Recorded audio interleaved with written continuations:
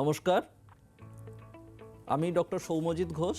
আমি বর্ধমান শহরে একজন প্র্যাকটিসিং কার্ডিওলজিস্ট এবং মেডিকেল এডুকেশন সার্ভিসের সাথেও যুক্ত।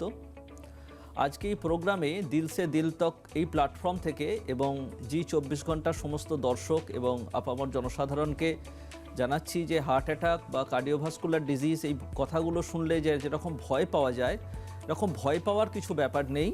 কতকগুলো সিম্পল স্টেপ, যেমন লাইফস্টাইল মডিফিকেশন, আমরা হেলদি লাইফস্টাইল মেনটেন করব।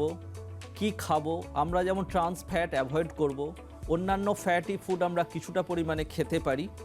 আমরা স্মোকিং সিজেশন করব, স্মোকিং আমাদের একদমই চলবে না।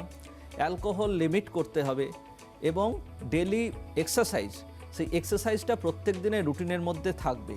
এই কতকগুলো সহজ এবং সিম্পল স্টেপের মাধ্যমে আমরা হার্টের অসুখকে, হার্ট অ্যাটাক বা অন্যান্য সমস্ত ধরনের কার্ডিওভাস্কুলার ডিজিজকে আমরা আটকাতে পারি।